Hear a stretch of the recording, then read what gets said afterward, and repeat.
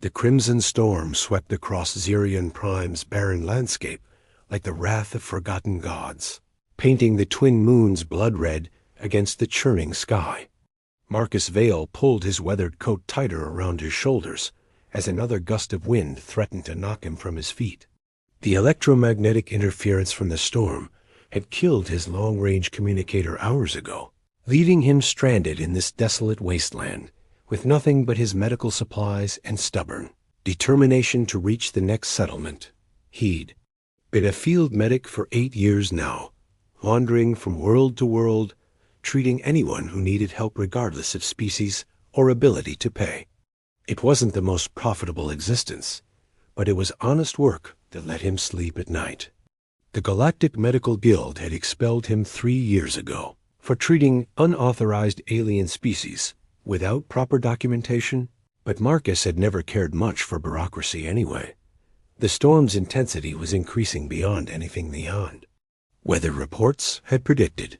Lightning crackled overhead in strange colors, violet, amber, deep green, as charged particles danced through the alien atmosphere. Marcus activated his portable scanner, searching for shelter. A device flickered erratically in the electromagnetic chaos, but managed to detect a shallow cave formation about half a kilometer to the north dot as he struggled against the howling wind. A sound cut through the storm that made his blood run. Cold, a cry of pain, unmistakably organic and filled with agony. Marcus froze, his scanner sweeping the area. There, partially hidden behind a cluster of crystalline rock formations, lay a figure in what appeared to be some kind of armor. Every instinct screamed at him to seek shelter and wait out the storm. Protocol dictated avoiding contact with unknown alien species, especially during dangerous weather events. But Marcus had never been good at following protocol when someone was hurt. He fought his way through the gale force winds, his medical bag clutched tightly against his chest. The figure became clearer as he approached, definitely humanoid, but larger than most species he'd encountered. The armor was unlike anything he'd seen before, crafted from what looked like living metal that shifted color in the storm's bazaar. Lighting, the being lay face down in the crimson sand, motionless except for the shallow rise and fall of labored breathing. Portions of the armor were cracked and smoking, suggesting severe electrical burns from the storm's lightning. Marcus knelt beside the figure, his trained eye immediately assessing the situation. "Easy there," he murmured, though he doubted the alien could understand him. "I'm here to help." With careful movements, he turned the warrior over and found himself staring into the most striking face he'd ever seen. The being was clearly female, with angular features that somehow managed to be both fierce and elegant. Her skin was a deep crimson with darker patterns that seemed to pulse faintly beneath the surface. Most arresting were her eyes, golden amber, with vertical pupils that contracted sharply when another lightning flash illuminated them. She was conscious, those alien eyes fixed on him with an intensity that made him pause. There was intelligence there, and something else, a predatory awareness that suggested he was being evaluated as much as he was evaluating her. "I'm Marcus," he said, keeping his voice calm and steady. "I'm a medic. You're injured, and I want to help." She said something in a language he didn't recognize, her voice carrying a melodic quality despite the obvious pain she was experiencing. The words were punctuated by harsh consonants that gave them an almost musical cadence. Marcus activated his medical scanner, running it over her body to assess the damage. The readouts were confusing. Her physiology was unlike anything in his database. Her internal temperature was running significantly higher than most humanoid species, and there seemed to be some kind of energy network running beneath her skin, possibly bioluminescent in nature. The most serious injuries were electrical burns, where the armor had conducted the storm's energy directly into her body. Several pieces had actually fused with her skin, continuing to cause damage even now. He needed to remove them before treating the burns themselves. "This is going to hurt," he warned, though he suspected she wouldn't understand. He pulled out a local anesthetic spray from his kit, one designed to work across multiple physiologies. "But I need to get this armor off you." As he began working on the damaged chest plate, she spoke again, her golden eyes never leaving his face. There was something almost ritualistic about the way she was watching him, as if this moment held significance beyond simple medical treatment. The armor came away in pieces, revealing more of the crimson skin beneath. The patterns he'd noticed earlier were more pronounced here, intricate designs that definitely looked bioluminescent, pulsing in time with what he assumed was her heartbeat. The burns were severe, angry red marks against the darker crimson of Va. Her natural coloring got Marcus prepared a regenerative gel, one of his most versatile treatments. It was designed to work with a wide range of alien physiologies, promoting cellular repair and preventing infection. As he leaned in to apply it to the worst of the burns on her abdomen, her hand suddenly shot out and grasped his wrist with surprising strength.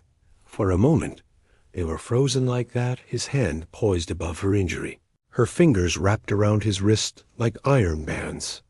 Her golden eyes searched his face as if looking for something specific. Then, with deliberate precision, she guided his hand closer to her skin. The moment the gel made contact, she arched her back and let out a sound that was part sigh, part something else entirely. Her grip on his wrist tightened, and before Marcus could react, she pulled him closer and sank her teeth into his forearm.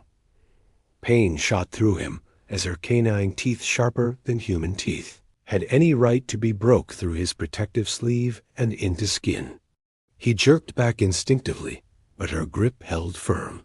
Those golden eyes stayed locked on his as she bit down, not hard enough to cause serious damage, but firm enough to draw blood. Just as suddenly as she'd grabbed him, she released him, falling back against the crystalline sand. A satisfied smile played across her lips as she whispered something in her alien tongue, her voice filled with what sounded like accomplishment. Marcus stared at the bite mark on his arm, two perfect puncture wounds that were already beginning to swell. The alien warrior's eyes fluttered closed, but that enigmatic smile remained as she lost consciousness. The storm continued to rage around them, but Marcus barely noticed. He had a patient to treat, and now he had questions that demanded answers.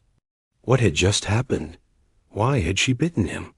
And why did he feel like his life had just taken a turn into completely uncharted territory?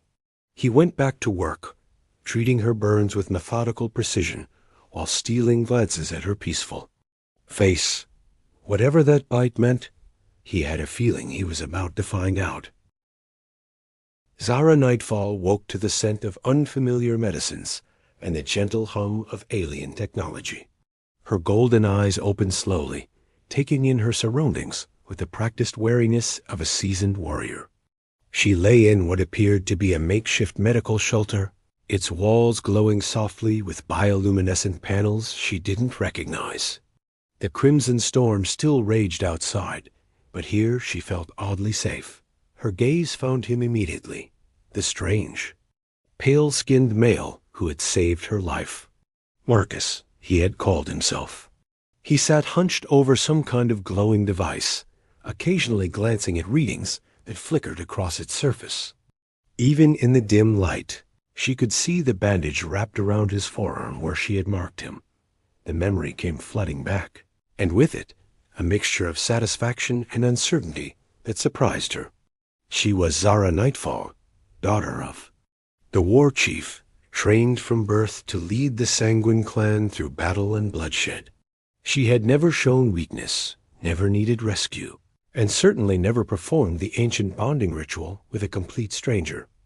Yet something about this Marcus had called to her in those moments when death seemed imminent.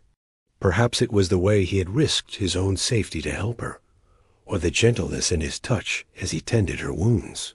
Whatever the reason, her instincts had taken over, and she had claimed him according to the oldest laws of her people. Marcus. looked up from his device, and their eyes met. She saw confusion there, mixed with concern and something else, an attraction he was trying very hard to suppress. The marking had worked then.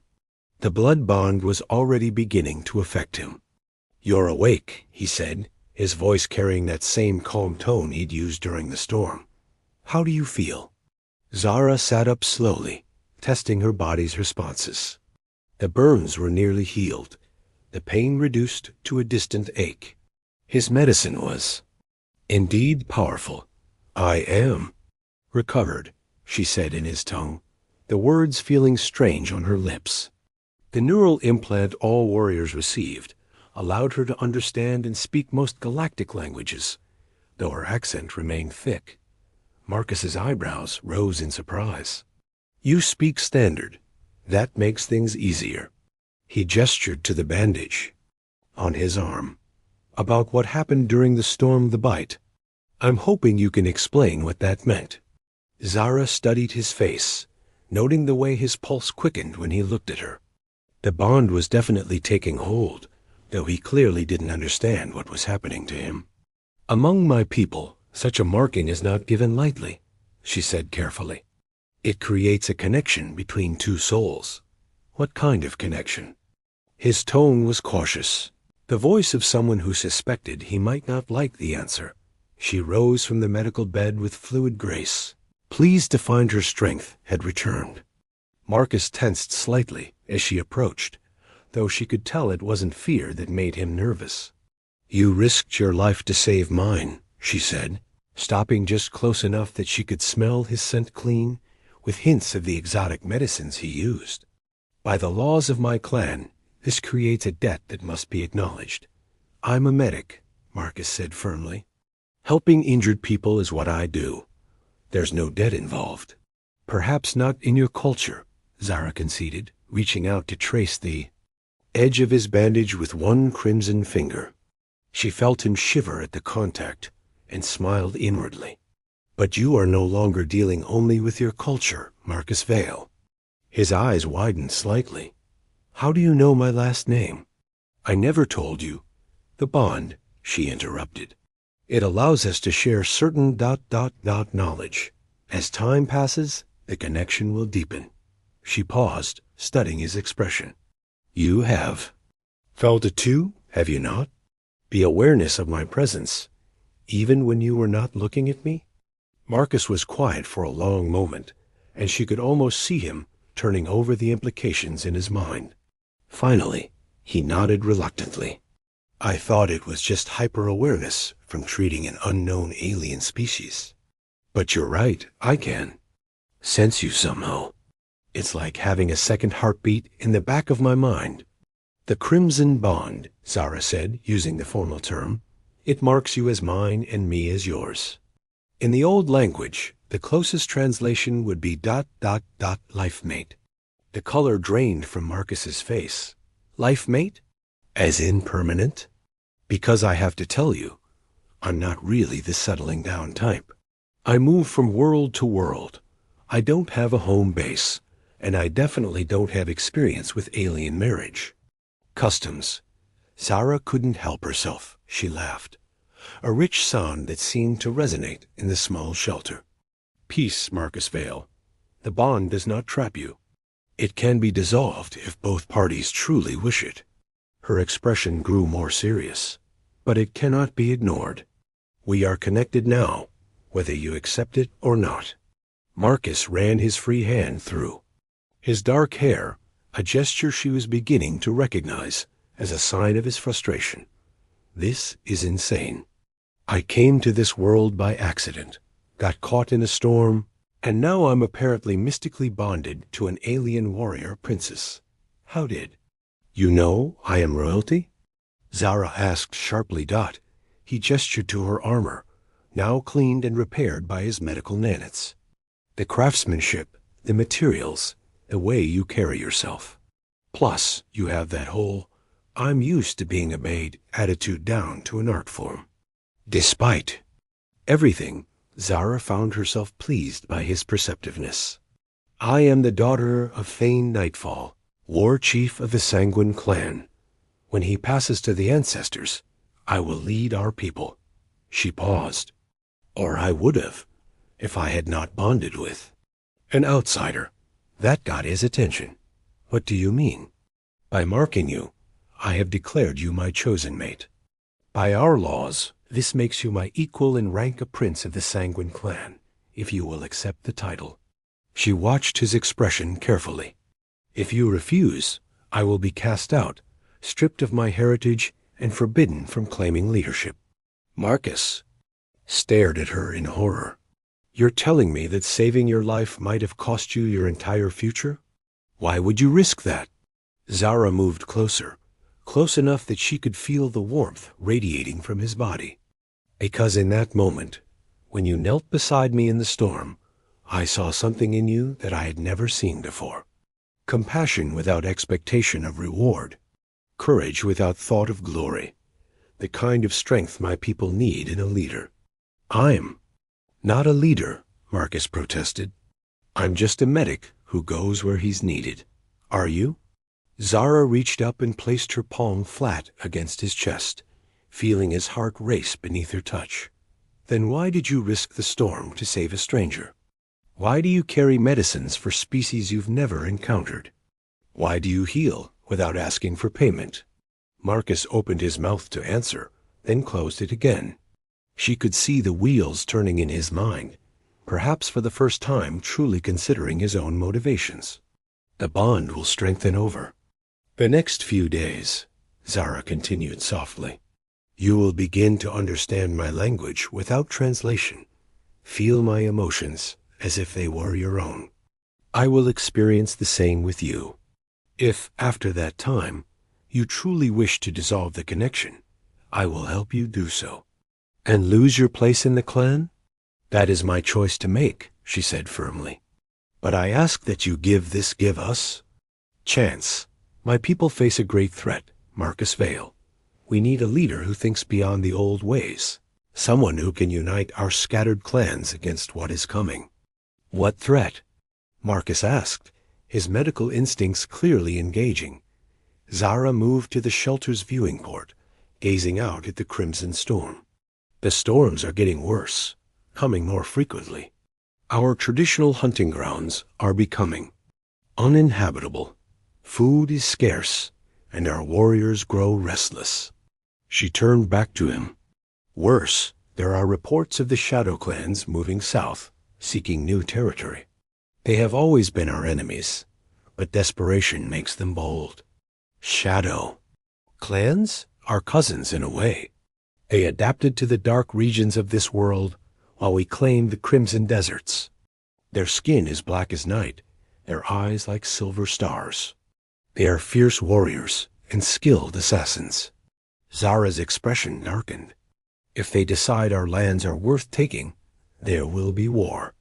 Marcus was quiet for a long moment, processing everything she'd told him. Finally, he looked at her with those kind eyes that had first drawn her attention. "If I agree to this, and I'm not saying I will, what exactly would be expected of me?" "Learn our ways. Prove yourself worthy to lead. Help me unite the clans before the shadow warriors come." She paused. "And allow the bond between us to grow naturally, without fear or resistance." "The romantic part," she confirmed with a slight smile. Marcus looked down at the bite mark on his arm and back at her face. She could see the moment he made his decision, though she suspected he didn't realize it yet. "How long until the storm passes?" he asked. "Another day, perhaps 2. "Then I guess we have time to figure this out." He met her golden gaze steadily. "But I want to be clear, I'm not agreeing to anything permanent yet.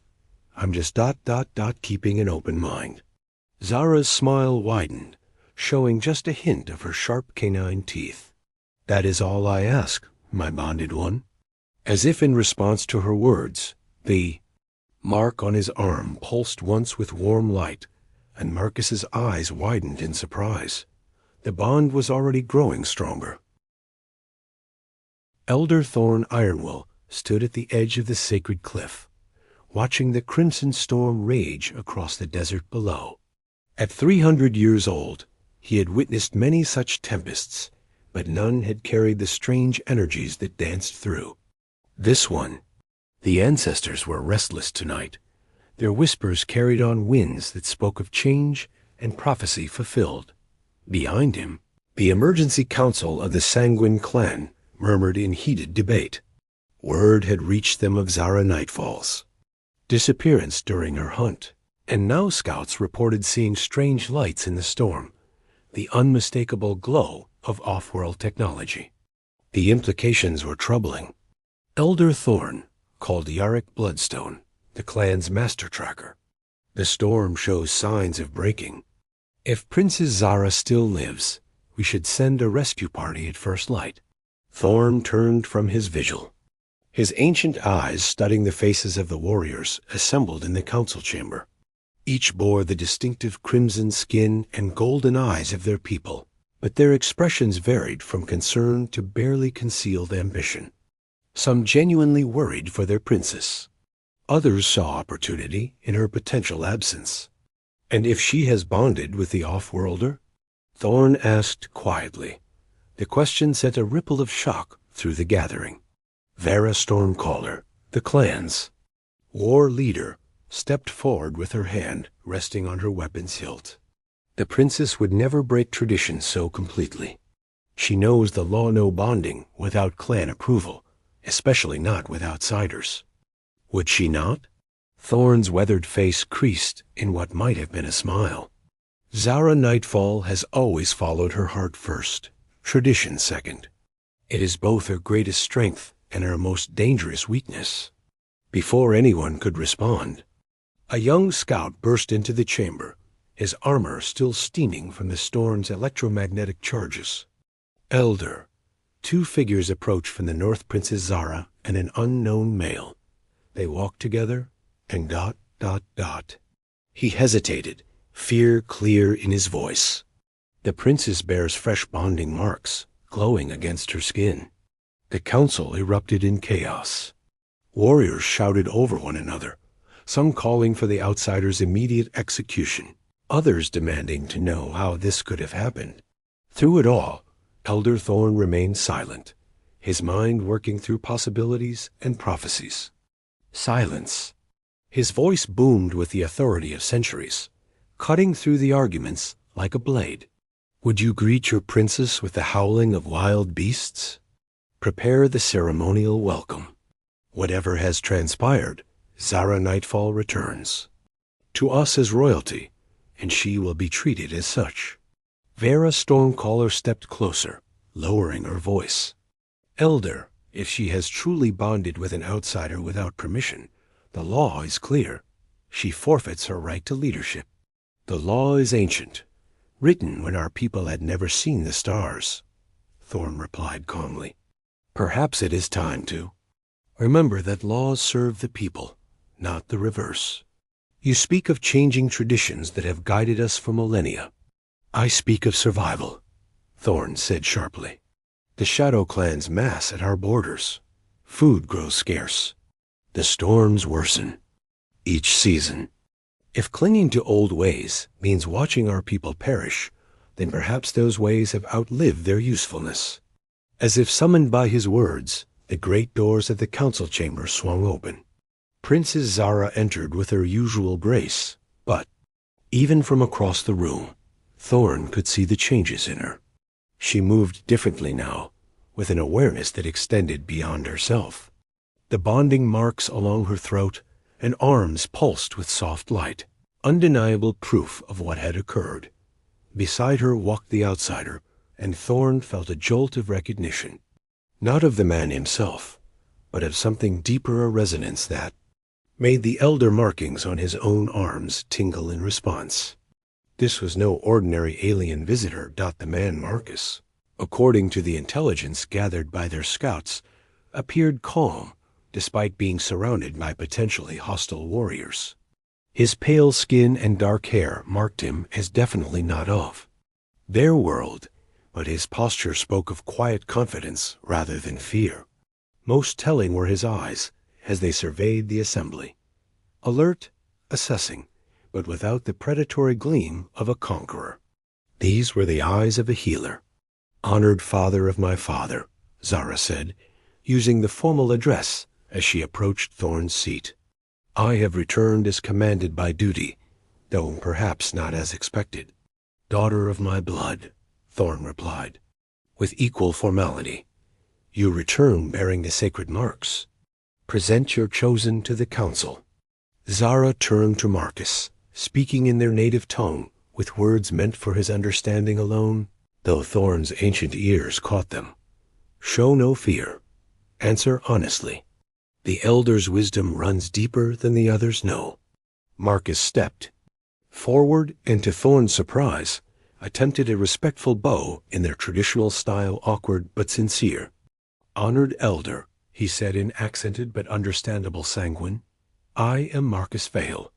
I seek no conflict with your people, only the chance to understand what has occurred between Princess Zara and myself." The fact that he could speak their language, however haltingly, sent another murmur through the council. Vera Stormcaller's eyes narrowed. How does an outsider learn our sacred tongue so quickly? "Bonding shares knowledge," Zara interjected. "As it always has. Surely the council remembers the old teachings?" "We remember that bonding requires consent of both parties and approval of the clan," Yarrick Bloodstone growled. "What right did? You have to mark an outsider without consultation?" Before Zara could respond, Marcus spoke up. "The marking occurred while Princess Zara was injured and possibly dying from the storm. If there was a ritual involved, I was unaware of its significance at the time." Thorn leaned forward, studying the young man's face. "Yet you do not seek to dissolve the bond now that you understand its meaning?" Marcus glanced at Zara and Thorn, saw something pass between them, not just the mystical connection of bonding, but something more human and fragile. "I'm learning about your ways, Elder. The princess has asked for time to let the bond develop naturally before making permanent decisions." "And what of your own people?" Vera demanded. "Do you have family, clan obligations that would conflict with loyalty to the Sanguine?" "I have no family," Marcus replied simply. "No permanent home. I travel where I'm needed as a healer." "Convenient," Yarrick muttered. "An outsider with no ties, no obligations. How do we know this isn't some form of infiltration?" "Because," Thorn said suddenly, rising from his seat, "he bears the mark of the old prophecy." The council fell silent. Even Zara looked confused as the ancient elder approached Marcus, his weathered hands reaching for the young man's face. "May I?" Thorn asked, and when Marcus nodded, the elder traced a finger along his temple. Where Thorn touched, faint silver lines appeared on Marcus's pale skin, not tattoos or markings, but something deeper, as if his very cells responded to the elder's touch. "Impossible," Vera breathed. "As star-touched marks only appear on those chosen by the ancestors themselves." Thorn continued his examination, finding more of the dormant markings along Marcus's neck and arms. Each one glowed briefly at his touch, before fading back to invisibility. The prophecy speaks of one who had come from beyond the crimson sky, bearing the healer's gift and the warrior's heart. One who would unite the scattered clans and lead them through the time of shadow. "You're saying he's the prophesied leader?" Yarrick's voice cracked with disbelief. "This pale outsider?" "I'm saying," Thorn replied, his eyes still on Marcus, "that prophecies rarely unfold as we expect them to. Tell me, Marcus Vale, in your travels, have you ever encountered the shadow clans?" Marcus frowned, his expression growing serious. "If you mean the black-skinned warriors with silver eyes, yes. 3 months ago, on the mining world of Kepler's Rest, they were efficient in their conquest, precise, deadly." The council exchanged troubled glances. "They have left our world?" Zara asked. "Some of them, apparently. They mentioned searching for new territories, resources that their homeworld could no longer provide. Marcus looked around the assembled warriors. If they're moving toward your lands, you'll need more than traditional tactics to stop them. They have off-world technology, advanced weapons, which you could help us counter, Thorn observed. With your knowledge of their methods and access to galactic medicine and technology. I could try, Marcus admitted, but I'm not a military strategist. I'm just a medic who's seen too many wars. Sometimes, Thorn said softly, that is exactly what a leader needs to be, someone who has seen the cost of conflict and seeks to minimize it. He turned to address the full council. One invoked the right of elder judgment. By the authority granted to me by age and wisdom, I declare that Princess Zara's bonding was guided by ancestral will. The outsider Marcus Vale will be granted provisional acceptance as her chosen mate and potential clan leader. Elder, Vera protested. The implications are vast, yes, Thorn acknowledged, which is why the acceptance is provisional. Marcus, Vale, you have 7 days to prove yourself worthy of permanent bonding and leadership. You will face 3 trials: wisdom, courage, and heart. Pass all 3, and the clan will accept you fully. Fail any one, and the bonding will be dissolved. Marcus looked to Zara, who nodded encouragingly. I accept the trials, Elder Thorn. Good. The first trial begins at dawn. Thorn's ancient eyes glittered with something that might have been anticipation. Rest well, young healer. Tomorrow, you begin learning what it truly means to lead the Sanguine clan. As the council dispersed, many still grumbling about unprecedented changes and broken traditions, Thorn watched Marcus and Zara walk together toward the guest quarters. The young man moved with growing confidence, already beginning to adapt to their ways. The bonding marks on both of them pulsed in perfect synchronization. Perhaps the prophecies were right after all. Perhaps what their people needed wasn't a traditional leader, but something entirely new, a bridge between worlds. A healer who could teach them to thrive rather than merely survive. The trials would tell. They always did, but for the first time. In decades, Elder Thorn allowed himself to hope that change might not mean destruction. In the growing bond between a wandering healer and a warrior princess, he saw the seeds of something that could save them all. The crimson storm had passed, and with the dawn would come the first test of whether Marcus Vale was truly the leader the Sanguine clan needed, or simply another outsider who would ultimately abandon them when the path grew too difficult. Time, as always, would provide the answer.